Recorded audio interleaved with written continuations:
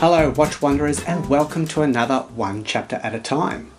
Today we are deep diving into the world of the often ignored. This diminutive device underpins the very success or failure of a watch. And this is, drumroll, the humble spring bar. Wait, I know this is not some sexy flashy watch video, but hear me out. This component is one of the cheapest parts of a watch, and it's often neglected and left languishing without attention. The spring bar is a simple device found in most, but not all, watches. It's used as a means of connecting a strap or bracelet to the watch head. Today, we will be looking at 3 watches that use different methods to hold a strap together. Then we will be attempting to restore a watch strap back into a usable fashion. The spring bar is made up of a tube that holds a small compression spring and at least one moving pin. The spring-loaded pins engage with the holes in the lugs of the watch. You may also see spring bars in the clasp of a bracelet, where they are used as a means of easy adjustment. As I said earlier, these are one of the cheapest components in a watch and are designed to be removable and thus replaceable. People with a penchant for vintage pieces are often drawn to the originality of a watch. How much of this watch is original from when it came from the factory? Newsflash, this does not include the spring bars. Hanging on to old spring bars is like putting 50-year-old cross-ply tyres on your car. I have bought vintage watches in the past, and I'm pretty certain some of them had the original spring bars. I can assure you they were crusty and gross, and they were replaced with new, reliable items. The first watch we will look at is the ubiquitous Seiko dive watch. This is the SKX 007 or 7S26-0020, fitted with an aftermarket black shark mesh bracelet. I love this watch. It was given to me for my 40th birthday. It is reliable, easy to read, go anywhere, do anything, workhorse of a mechanical watch. The 7S26 movement by Seiko has been made in the millions, making it extremely easy to service as the parts are readily available.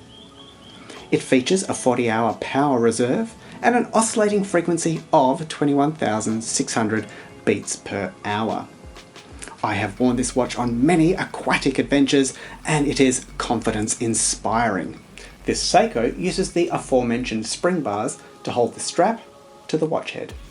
Using a small forked spring bar removal tool, we can compress the spring and release the pins from the watch lugs. Okay, let's get the microscope involved here. Let's see what's going on with these bars. As I mentioned, I use this watch all the time. I went on a South Pacific Ocean adventure where I wore this watch while free diving. Even though I washed it with fresh water every day, you can see the deterioration on the pins. This is after a couple of years of service. You can imagine after 10 or so years how quickly this could become vulnerable to failing. Next up is the Arathusa SC001. This heralds from an independent watchmaker based in Delaware, United States. This mighty beast is their first offering. I'll be doing a separate review video of the SC001, so keep an eye out for that. The SC001 is a full stainless steel watch and matching bracelet. This watch also features the 7S26 movement by Seiko. The bracelet end links are held in with spring bars, but after that it's a bit different. The adjustable elements of the bracelet are held in with screw pins. The screw pins in the Arathusa bracelet are a tasty addition to the offering. They feel like a quality addition, and it makes it very easy to adjust the length of the bracelet. Using a 1mm screwdriver, we can remove these pins and add or remove links to the bracelet. However, the bracelet is still held to the watch head with spring bars. The third watch I wish to show you is the Oakley Blade from around the year 2000. So going on 20 plus years old now. This watch came to my bench courtesy of one of my work colleagues, who wore this every day for many, many years. Oakley was a brand that started around the mid-1970s. Jim Jannard, the founder of Oakley, was a fan of finding a problem and making a solution. Fun fact, the name Oakley came from his dog. Around the turn of the century, this was the name to have. It featured in extreme sports and it had an air of serious fun about it. Their sunglasses were everywhere. Everyone had them, and those that didn't wished they had them. They even had thermonuclear protection. That's cool. In '98, Oakley launched its first watch, the Time Bomb. This was a titanium-cased, radically designed watch for, at the time, $1,500. A couple of years later, our Oakley Blade burst onto the scene. This is a 3-hand, quartz-powered watch with a date complication sitting at the 430 mark. 430 is a controversial place to put a date window. I think this may be born of necessity due to the dial design. The hour and minute hand are a scimitar blade shape in polished steel. They both have a large lume index. I've never seen hands like this before. They are very detailed with long arches and sharp return curves. The second hand is painted in a gloss red with a tip like a harpoon. The dial is in a sunray brushed silver overlaid with a black hour marker ring.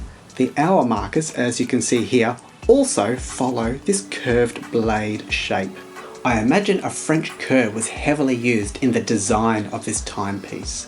The gentle curve on all the elements seem to point in the same direction, giving time a sense of flow.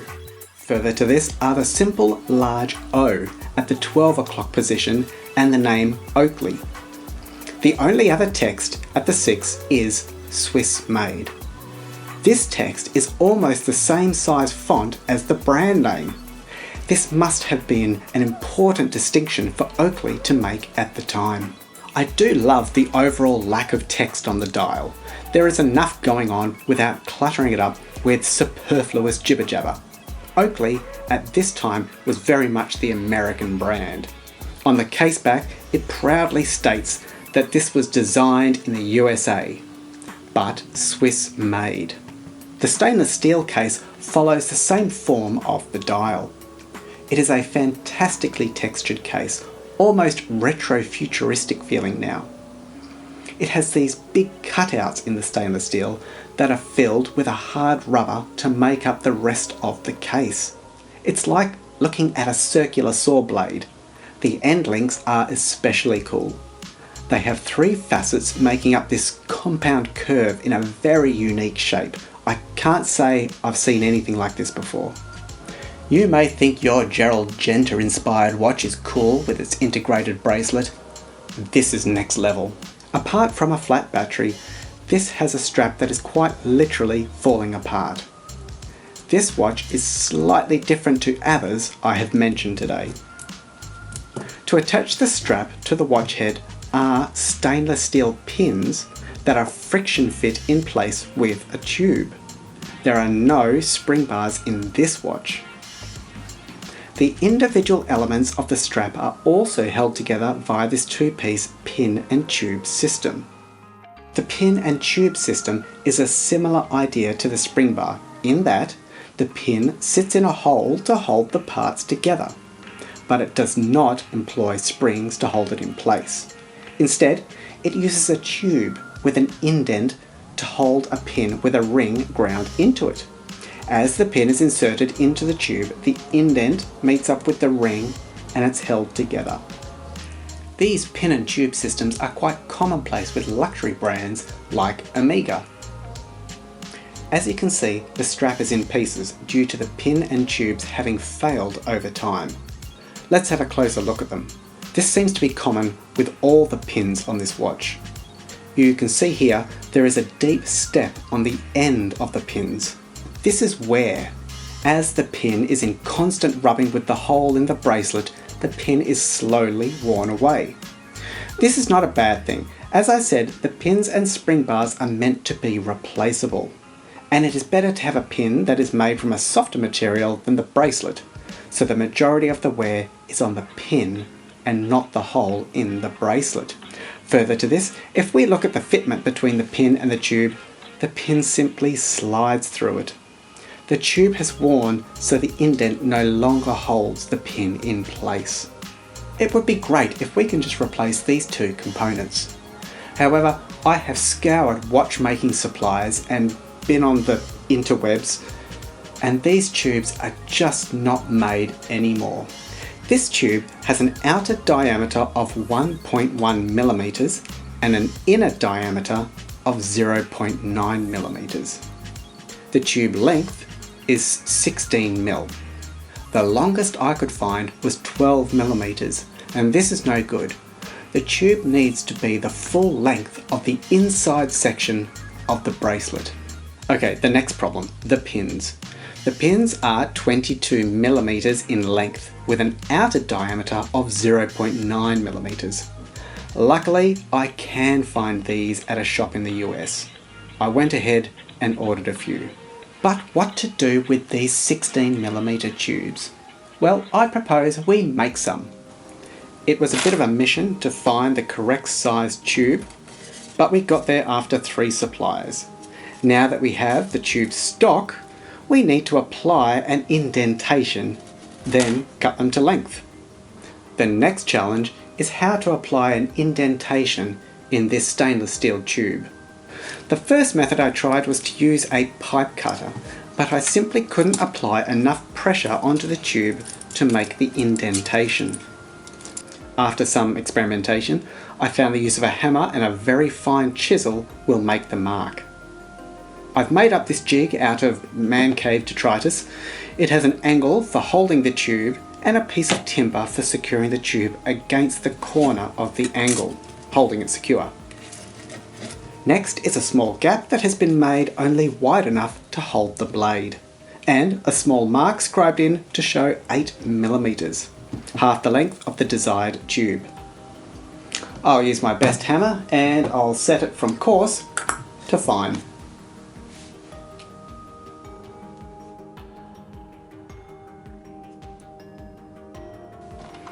Getting a pin out of my C90 cassette box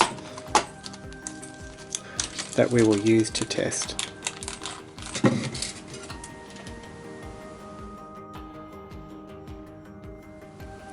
On the workbench here, I have one of my many vices to secure the length of tube. I measure off the full length, which is 16 millimeters. In reality, I measure more like 18 millimeters, so I can grind it to size later. Using a cutting disc, I slowly cut along the line I just marked.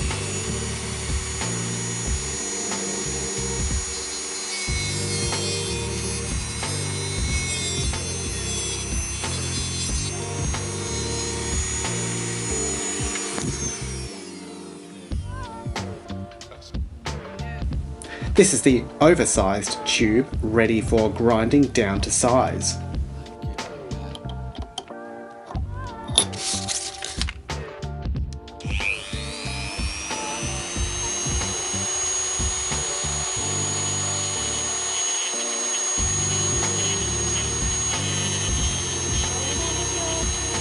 Slowly, slowly, catchy monkey.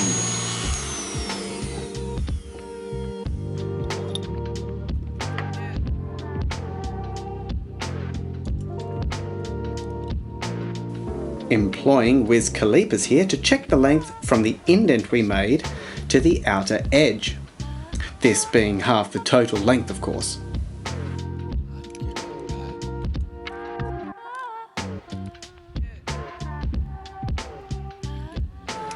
As you can see, I now need to shape the other end.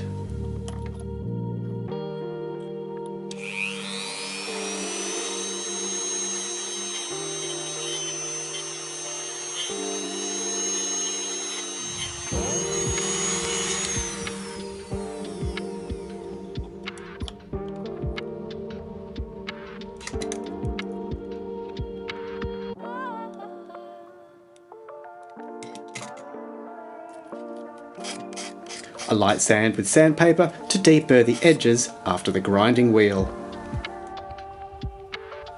And then a quick check inside one of the bracelet links to make sure the overall length is fine. The tolerances are such that should the tube be even a little too long, the bracelet links won't fit together. Too short and the pin will slip side to side.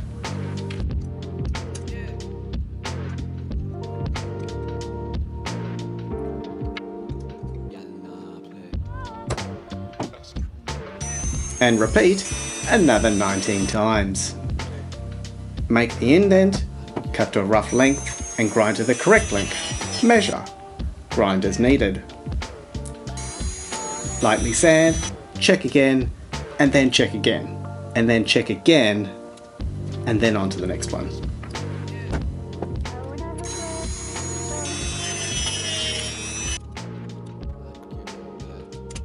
Okay, so here is the watch strap and the watch head, and we will need to give all this stuff a bit of a clean before we reassemble.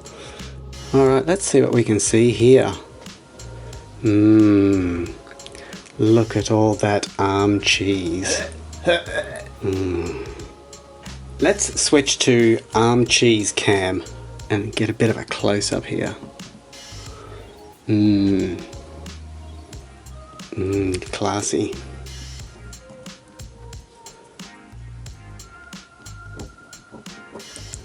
This is some baked on cheese. We'll have to give this a jolly good clean before we look at reassembly, but it is coming off nicely.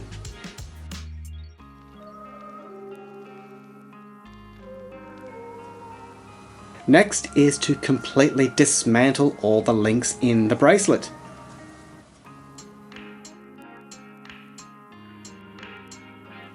Some of these links were quite stubborn.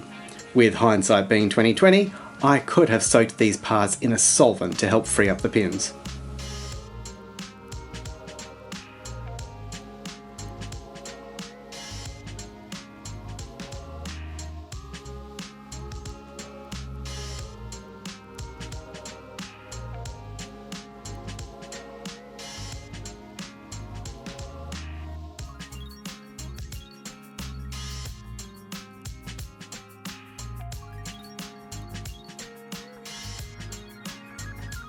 Crikey, look at that arm cheese. Yikes. Let's open up this case back and we'll get the movement out and we can put this case in the wash.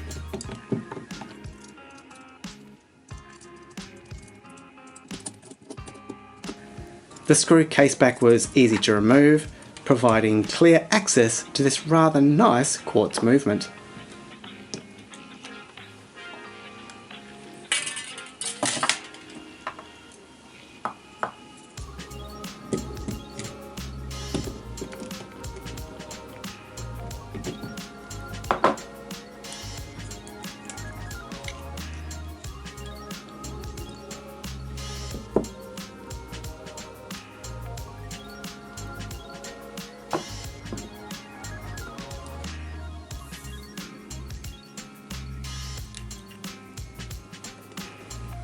Next is getting all the parts of this bracelet into the wash.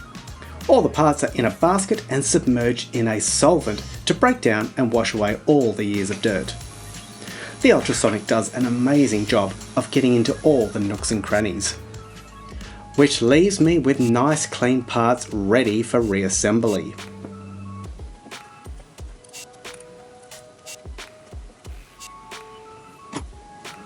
All the parts are lined up, so it's a simple case to work through them one at a time.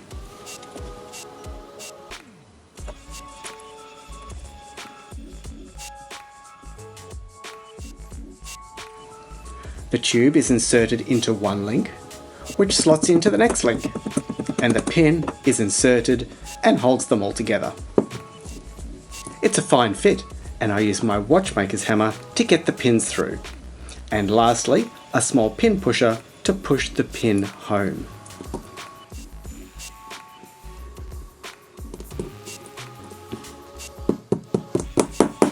It's very satisfying to hear the pin click into place as the indent we put in the tube engages with the ring on the pin.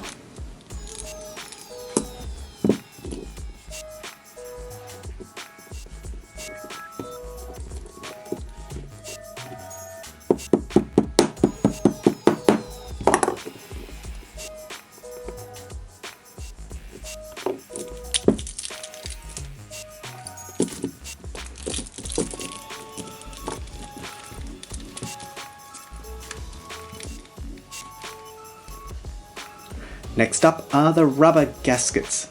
The stem has two small rubber gaskets to seal against water. I've applied some silicone grease to these O-ring seals to aid both water protection and allow them to slip inside the stem tube. The stem tube is the little tube on the side of the case that holds the winding stem and the crown.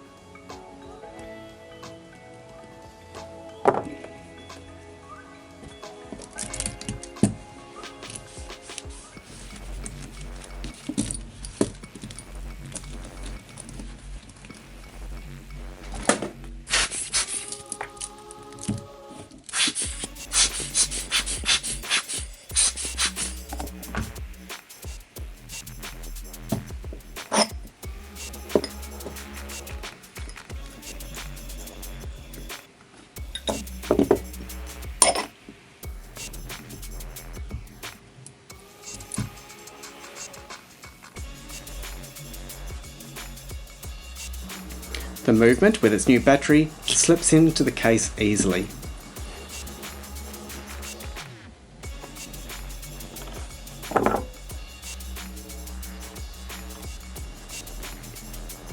In goes the case ring to support the movement.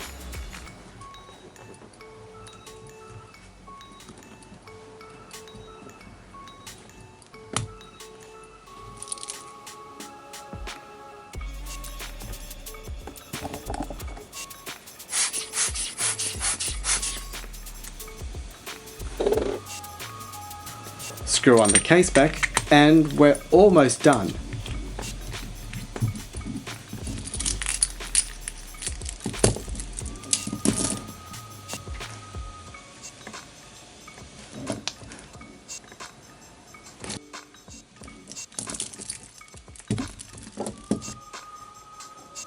The last link joins the bracelet together, and this is a screw pin, like I mentioned earlier.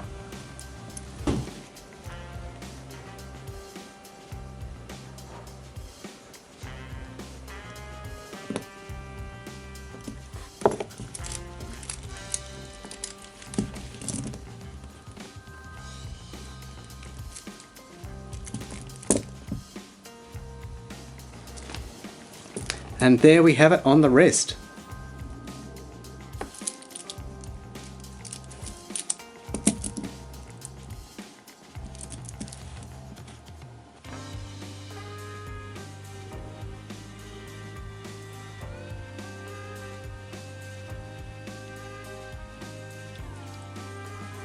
A quick side-by-side comparison shot of the three watches I mentioned in this chapter: the Oakley, the Arathusa, and the trusty Seiko. Lastly, it's time to clean up and dispose of all those well-worn parts.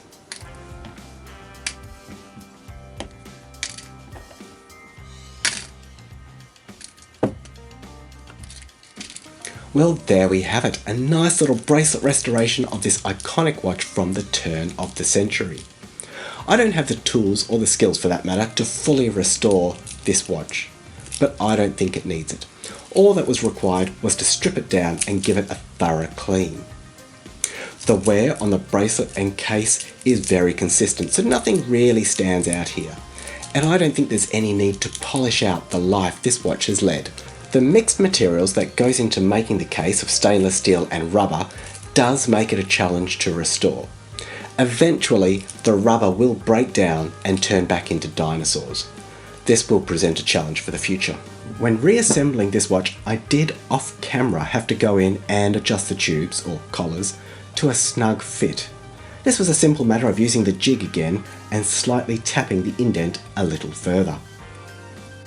All in all, this is a very nice example of the ambitions of a very driven businessman around Y2K. Ask yourself, what were you doing around the turn of the century? I, for one, was partying like it's 1999 and watching the Olympics. As you saw at the top of this chapter, I also had my Seiko SKX 007. The spring bars on this had rusted solid and I had to cut them out to remove the bracelet. Now I admit this is just a cheap black shark mesh bracelet, but I do like it.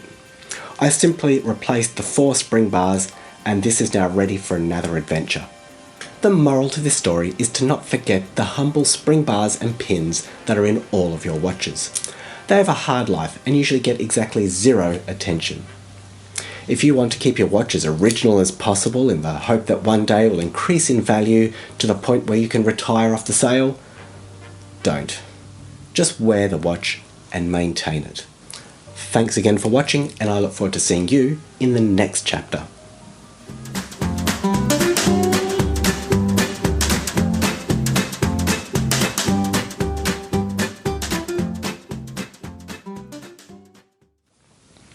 I was once told by a prominent watchmaker here where I live that I would never ever be a watchmaker. Now, they may well prove to be true, but time will ultimately be the judge of that, not one man's opinion. In the meantime, I'll continue to plod along, trying to learn along the way. Now look at this. The last person to have installed a battery in this watch scribed into the battery 1014. This is genius. This tells me the last battery was put in October 2014. I think everyone should do this. Wait.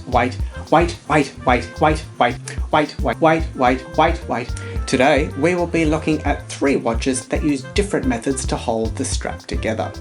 Then we will be attempting to restore a watch strap,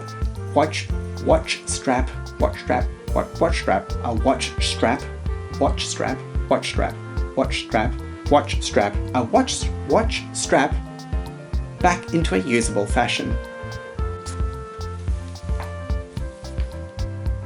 I should write that down. Well, there we have it. A nice little iconic watch from the Boopity Boops. Well, there we have it. A nice little iconic watch. Yes, it is. It's not little at all. It's massive. I'll just wait for my belly to stop rumbling.